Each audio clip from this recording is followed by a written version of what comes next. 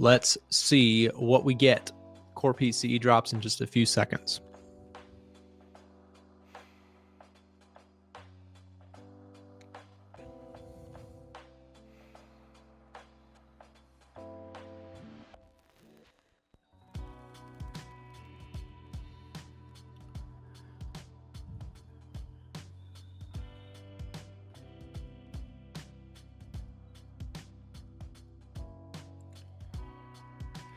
Okay, so PCE came in 2.5 as expected. Okay, so pretty much like I mentioned, if inflation does not give you a big beat or a big miss, it's not likely to move the markets too much. Let's see if there's any surprise, last second moves here. But for the most part, 2.5% inflation. That is technically, 2.6%, which marries up nicely to forecasts. So we've got 2.6. I'm sorry, I'm getting mixed up. Hold on. Month over month. Core is what we're looking for. There it is, 2.5. Okay, so 2.5%. So inflation, not too hot, not too cold, coming in pretty much in line with expectations. So that may move the market a little bit, but probably not going to seriously make massive, massive headlines today. So that's why you probably won't get a huge move, at least off the impulse. Let's take a look here a little bit closer. S&P 500 up 0.2%. So gaining back just a little bit of the lost ground from yesterday. NASDAQ went from down about 0.3 to now just about flat on the day. The Dow Jones up about 0.4 now. Russell here about flat on the day. The DAX up 0.2. Japanese stocks actually sold off pretty heavy in the overnight session here, so quite interesting there. And China stocks actually also took a little bit of a hit in the overnight trading session. Gold here down, actually breaking support here at the 2880 level. Very curious to see how this closes today, guys. If we get closure underneath this level, I know there's a lot of gold traders in the audience. This is a pretty big level that we've talked about here for the short-term bulls. Here's the thought process. You've had a really good run up in gold. It's been an incredible run here for gold. It's pulled back to this area a couple times, found support. Buyers were able to kind of reload and push it higher, but we'll have to see how the candle closes today. I wouldn't call this just bearish just yet, because you could see this kind of candle close today. If you get that kind of close, gold, in my opinion, looks good for a possible continuation. But if we close underneath this level, then I do think that gold probably has more room to kind of correct back down towards this previous all-time high. This is just, you can see how quick trends can kind of go from just never-ending upside to breaking a key level, and then the market kind of pulls back. The best example I could possibly think about that right now is Bitcoin. I mean, look at what happened. You had a beautiful break through this level, and as soon as that chart closed underneath that level, it was just a waterfall lower. So, we'll see. Is gold going to have a similar type reaction here to a key level breaking? We'll see. I am still bullish on gold overall, but waiting for price action to kind of align with my theory here that gold could go higher. I've been bullish on gold, been bullish on silver. I'm no longer in either one of those positions, but watching for an opportunity to rejoin the trade. So going to watch that close. Let me just filter my thing here a little bit. I'm going to remove minor currency pairs for a moment. And then we're going to remove, let's see, neutral readings. So kind of a thinner watch list here today. We've got dollar yen. Well, most of the yen crosses, actually, I can add this back in. Minor currency pairs. You can see the real strong read here. Part of the reason I am long TLT today is Swiss yen, Kiwi yen, dollar yen, CAD yen, Aussie yen, Euro yen, all getting bearish reads on the edge finder. So I do like yen bearish setups, specifically like shorting these ideas. I am already in a position on that one. If we do get larger pullbacks in the yen, I'd potentially be interested in adding to those trades. But as we speak, I'm kind of in a profitable position. I shorted Swiss yen around this area, and I'm still in that trade. So I'd like to see if we can actually head back down and break through those lows, which would be great. But if we do want to go test higher levels, I wouldn't mind actually adding to the trade. This is more of a long-term idea for me, as long as the fundamentals continue to look strong for the Japanese yen. Did you know Trader Nick has a daily live show every Monday through Friday? Nick and our featured traders give their thoughts and analysis and even share their trades live for you every morning. We cover news events live as well, watching markets spike and then giving analysis immediately following. If you want to join the live stream community, look out for our live stream schedule on the A1 Twitter account each week, or consider turning on notifications and never miss another news event. Man, we have a lot to talk about here, Kenzo, with everything that's been going on. Stocks have had a big slide here recently. Tariff stuff, getting kind of the market all worked up. I'm wondering your thoughts on this, because of course we had the inflation data that came in pretty much in line with expectations. But we've had, like I said, a very big drop in stocks here in recent days. Do you think that this is a buy the dip opportunity, or do you think stocks have more room to the downside? I can say it's 50-50. I think we've been actually on the overbought side for quite long now. So remember, the market started to go aggressively high when Trump started to win, I think from November, December there last year. So we stayed there for a quite long, and the market never reversed that much. So I think now maybe there is profit taking. We just had the Nvidia earnings, which were not really bad, but actually there are challenges, especially from China. So it shows that the road going further is not going to be as easy as we thought, especially on the AI side. But for the stocks, especially indices, I think we were overbought, and actually the market has to reverse here and there so that we can actually easily buy on the lower side. But if it continues like that, it means maybe there is more. Yeah, no, I actually, when you take a look at the weekly chart, it definitely has had a pretty incredible winning streak. In terms of, as you mentioned, perhaps on the longer term time frame, it's gotten a little bit overbought. I think we're in the process of maybe starting to work that off. But as you mentioned, long-term overbought means that in the short run, we could have some bigger pullbacks, and maybe those are bigger kind of long-term pullbacks that could be opportunities for traders who have missed out a lot of the run here to the upside. That's my opinion on it, at least. I did also want to just bring up a chart here, Kenzo, for us to chat about for a moment. I mentioned this, maybe you saw it or maybe you didn't, just shortly before you joined. Back in 2018 and 2019, when the tariff concerns were really kind of hitting the markets back then, we did see the stock market make a corrective move of over 20%. That's a pretty big sell-off. And the reason I think that I'm kind of with you on the 50-50 stay cautious, stay patient side is, if we scroll to today, what you can see is that we've only worked off about 4 to 5% from the peak.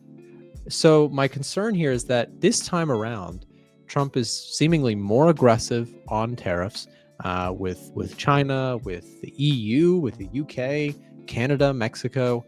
He's going after China. He's also going after a lot of our allies. So, my question here, and if those things ultimately resolve, as I think they probably will, there will probably be some negotiations. There will be some good news at some point. I do think that is, in the longer term, not going to crash the market forever. But in the short run, maybe there is some room to get to a 10%, a 15%. Those are very normal pullbacks in the long term. We look at the weekly chart. There are many instances in bull markets where you get 10, 20% pullbacks, and the market can still recover just fine. But to think that we couldn't have more downside from here, I think would be a little naive. I think it is not certain either direction, but perhaps there is a little bit more correction that we have to do. I don't know. We'll see. Yeah. Plus on that, to add on the structure, sometimes you don't really need bad news to see the market selling off. Sometimes we might try to search for something which is going to be bad, but you might find that everything's actually cool. But along the way, everyone can see that, oh, the market is actually like overbought. One way or another, there will be some serious profit taking, especially let's say this year going to next year, the AI thing is going to be maturing. Last year it was still at the a beginning stage. Even this year it's actually at the beginning stage. So going next year, maybe we're gonna have self-driving cars. We're gonna have human those robots and stuff. So maybe this is the beginning, but for that to happen one way or another, if maybe you own some shares for some companies there, most of them they are performing very well, and you have to rebalance your stocks. By doing means you will be cutting some profits on other stocks, which means we might see those sell-offs. But when you check, there's nothing actually wrong with the market, because even if maybe we check the tariffs, I think it's also a good thing. Now the excuse might be, oh, the tariffs, this and that might fuel the story of sell-off, but it's not actually the whole thing. It's not actually the whole story to see that sell-off. To me, I think if you check this bullish move that we had for now, I think this is the longest move that we had without a serious rejection. Yes, So, I mean, yeah. very little.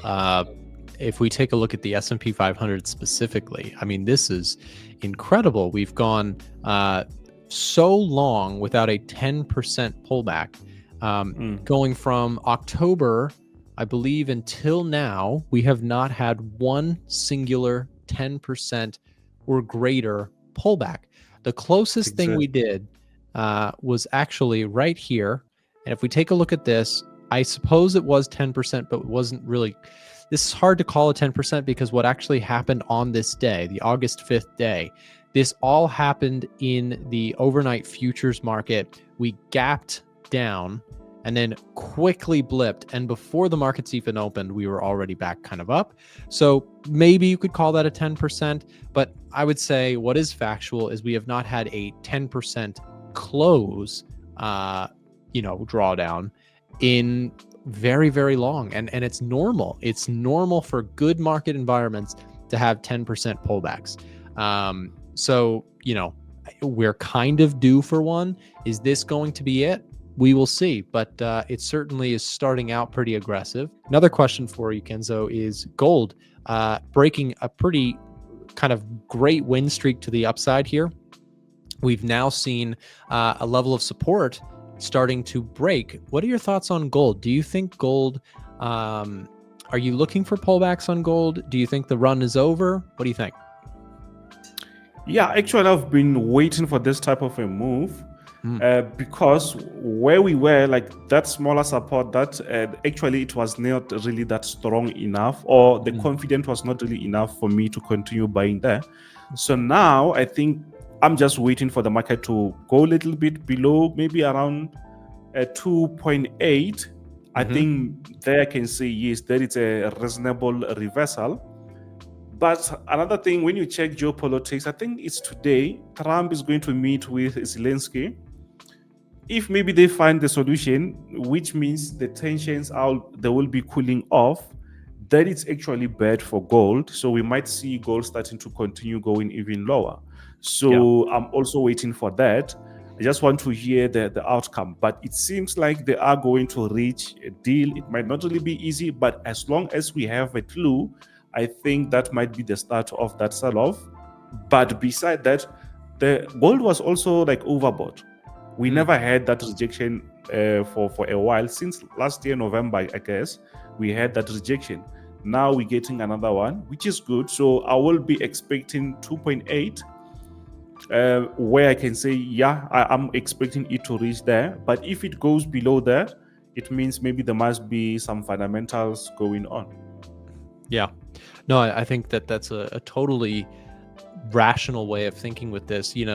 The move, clearly we all knew that gold was stretched. It was due for a pullback. it just took a lot longer than most people would think it would. That's typically how it goes in markets. People think, oh, it's overdue for a pullback. It's overdue for a pull. It finally has started to give a pullback.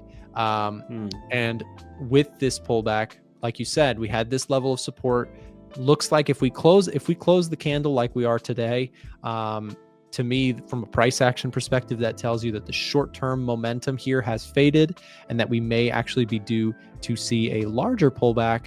And I too am watching. I think a lot of traders are probably watching that 2,800 to 2,775 range of key support going back to that late October, early November all-time high peak for gold. So, I am a buyer of this on a bigger dip, and I'm excited to finally see an opportunity to trade gold to the long side on a proper dip. It's very difficult to, you feel like you're chasing on the way up.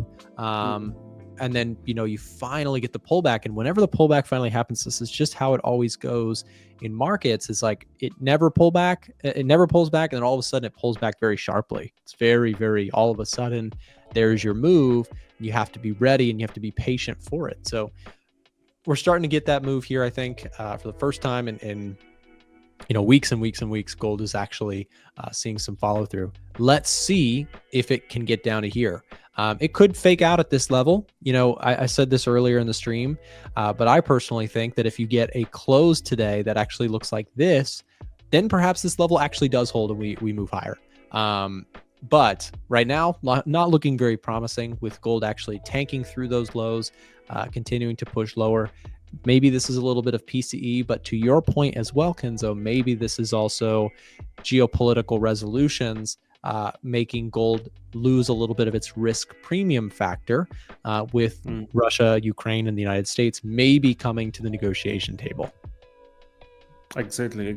So yeah, I think it's actually been very long, and I actually like what I see now. So because I've been waiting, so buying it was not really a long term or swing trades. It's now it's happening, and once you see something like this, you're supposed to smile, because we know that once it bounces back, obviously it's going to be a very bigger move. So which means we're going to be in for a little bit longer, but still we have to understand the reasons behind that.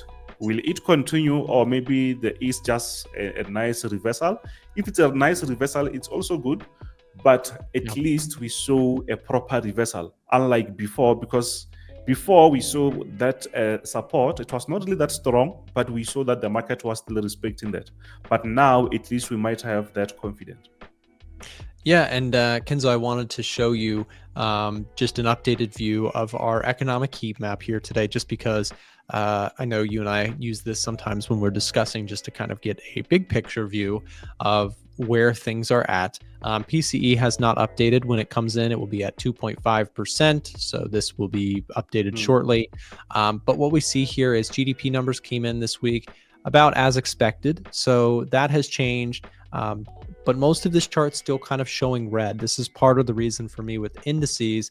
I'm pretty cautious. The economy seems to be at least not running so hot, beating expectations by so much at this time. Doesn't mean the economy is crashing for the US. It just means that the US economy is not maybe beating everyone's expectations at the moment. So that to me also signals, if we're missing expectations a little bit, I actually like the idea of being long gold for that very reason. So, we've also talked about this rising concern, Kenzo, of stagflation. What are your thoughts on that?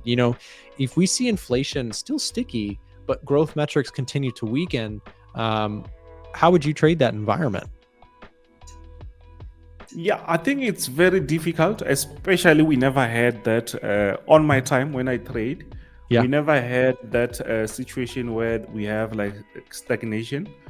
But at the moment, it seems like inflation is going to stay or stick for a very long, because we can see the numbers. Sometimes they go a little bit up, but at least this month they were slowly cooling off. But before they were actually trying to resume going up again, which was not really good. But at the moment, I think maybe they will be cooling off, maybe going to March. But if they continue I think we are. I don't know how do they measure stagflation actually. For how long? It's 3 months or 4 months or something like that. But if we stay like that longer, that is not really good, because the higher the inflation, or let's say inflation is going longer for a longer time, that is going to be way too bad for consumers, especially with the tariffs. I think tariffs also had the effect, but it seems like at the moment things were performing not really that bad, but we'll see maybe March or the other month, or what is going to happen. Yeah, I mean that's the challenge here, is that we added this reference line. I mentioned this earlier in the stream. We had a live stream viewer mention that we should add the target inflation rate, and I think it's a great visual to add to this chart, because what we can see is that this is the Fed's target, 2%, and we have not actually reached the target even once. We came close and have now been trending back up. So I think you're very correct in pointing out that we are now entering into long-term above trend inflation. Like we're not back down to 2. It seems like this has been a 5-year project for us, if we think about it, right? Going back to COVID, we just hit the 5-year anniversary of the COVID starting point, if you will, the breakout, and 5 years later, inflation is still above trend and still sticky. The Fed is talking about the Fed officials have been very hawkish here, saying they can't really see a reasoning for cutting interest rates at this time. So, that it definitely poses some risks to the market, that the Fed doesn't really want to cut rates. And you have these tariff concerns at the same time. You can understand why we are seeing the market pulling back. Doesn't mean you want to get permanently bearish or terrified and never buy the dip and run away from stocks forever. But we do have to acknowledge there's a good reason that markets are selling off, and perhaps waiting and being patient might actually be the best call we could make right now. But I could be wrong about that, but that's my opinion. I feel like we wait, we let the dust settle a little bit, we see how markets react to all this stuff, and then maybe we find some opportunities. Markets have been very rough this week. I think it's been one of those weeks where you either lost money or made money. In my case, lost some money this week, but it's the nature of the job. Fortunately, not every week can be a great one. Although, having said that, this is going to sound a little bit weird, but I don't really agree with the markets at the moment. And the reason I'm saying that is because it doesn't seem like they're running off global macro. Really, it seems purely just fear and greed. So we are seeing yen down, we're seeing the dollar up, we're seeing commodities down. I would say that's essentially the opposite of where the economics are pointing to. Obviously, the yen economics are very bullish. The dollar economics aren't very good. But what we've had is obviously clarity on tariffs, which is causing the dollar to gain strength. We've had a real hit on the euro, a real hit on the Swiss. The yen's taken a hit as well, as we've seen inflow into the US dollar. Obviously, that's causing 2 effects on commodities. So if we have a look on gold, the reason we've seen the commodities take such a big dive is because we saw a lot of uncertainty in the markets leading into a lot of the Trump period. So there was a lot of uncertainty around tariffs. Are they going to get implemented? Are they going to get changed? What's going on there? Now we've got a bit more confirmation. We've got 25% on Europe. We've got Canada, Mexico, and an increase on China as well. So that uncertainty is kind of gone. So that's why I would suggest that the commodities are down, but I'm still bullish overall. I'm definitely not looking to sell them because I don't think this is a sustained move. I think it's profit taking, a little bit of repositioning, and then we will continue the bullish run. But don't quote me on that. That's just my idea. I could be completely wrong with that one. Habib, I'm 26, but it's not my birthday, so I'm not sure if you're asking the other James. Sean, not necessarily. We can have very boring weeks where bulls and bears can make money, but this week it seems like it's basically just been a bear week.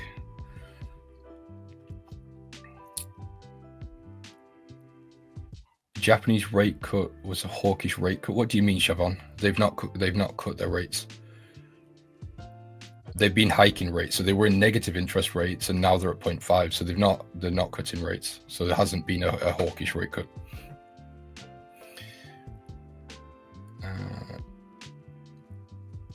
You missed me. I missed you too, Bashi. DXY crashing. Patel, the dollar is not crashing. It's just having a little pullback, and that is to be expected. I would be very surprised if this doesn't get corrected, to be quite honest with you.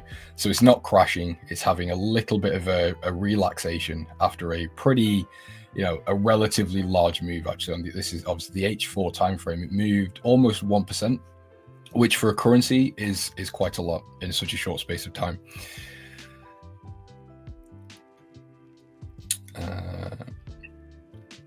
James, look at the Australian dollar, US dollar. Thoughts on DXY up or down? I don't know. I'm a little bit unsure with the dollar, and I'm going to show you something here. So I've shown this before, but I'm just going to visualize it for you, so it might make a bit more sense. So if we go over back to Trump's previous, Trump's previous period in the White House, 2016, 2017. So he came in November 2016. So let's say roughly around here. We take this chart and we go all the way down here. So this is the candle pattern we saw 2016, 2017. If we line it up on the dollar index here, it's almost 1-to-1. Now, this isn't some secret. I think a lot of people are looking at the historical move of the Trump dollar index.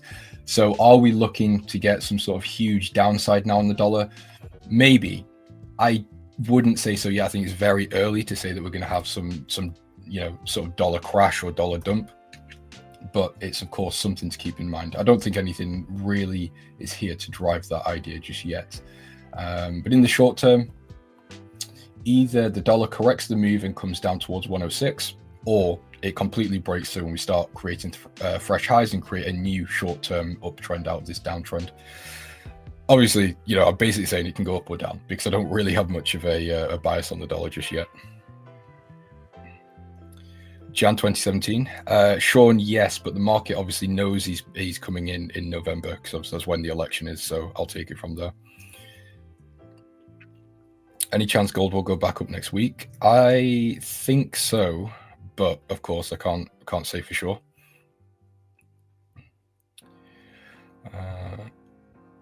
Looking fresh and white. I'm the guardian angel of the markets today. You think GJ falls to 185? Let's see. I think the yen crosses are going to fall. It's just a matter of time. The thing is with the pound, we're having a little bit of a different situation there. So the pound is essentially tariff proof, which is providing it quite a lot of support at the moment. But that's not going to be a long-term driver. I would highly doubt it. So yeah, I would expect all of these major yen crosses to head to the downside. So even dollar yen at some point. Obviously the yen is down today. But the long-term idea on the yen is definitely bullish. It's the only major central bank that's hiking rates. So there's a huge divergence there. So once we start seeing the markets relax a little bit from Trump, I would assume we're going to get a pretty serious carry trade unwind going on.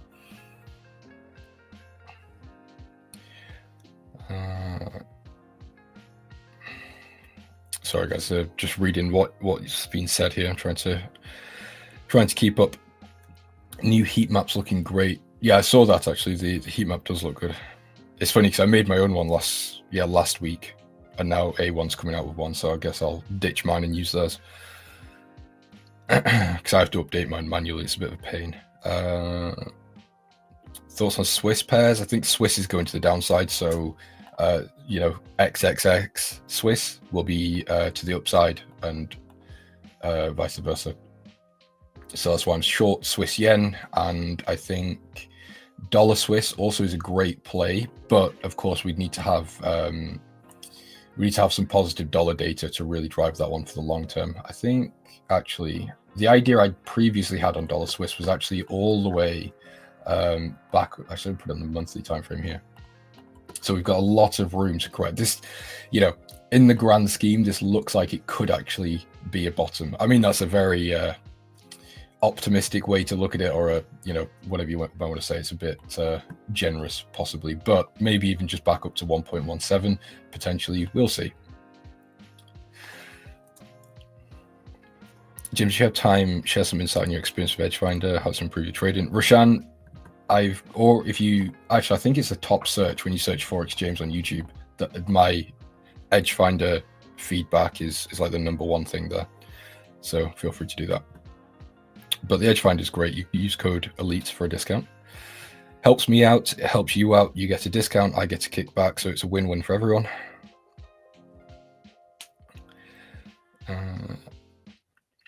Talk about JPY news last night. There wasn't really any news. I mean, we also had CPI, but it wasn't a great deal of interest. It slightly dampened a rate hike idea, but not in any major way. They're still going to hike rates. It's more just a slowdown or a little tiny negative crumb.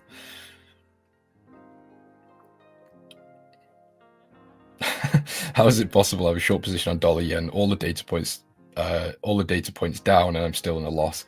That's the thing, Loris. This is what I was talking about when I first came on. I don't really agree with the markets. And obviously that's a very, it can be a very naive and a very silly thing to say at certain times. But in this specific situation, I just don't, the markets just aren't moving in coordination with where data is going, which is why I'm not really too concerned about what's going on at the minute. Again, I could be completely wrong. Maybe next week or the week after, I'll be sitting here, you know, asking you all to forget that, but we'll see. I think at this time, I will stand on that seat. Did you know we do a live trading show Monday through Friday with guests from all over the world? To get notified when we go live, click the bell button next to the subscribe button, or check in at 9:30 a.m. Eastern Time. We have helpful, free content in the description below and on our website, a1trading.com. Thanks for watching today's video, and we'll see you tomorrow.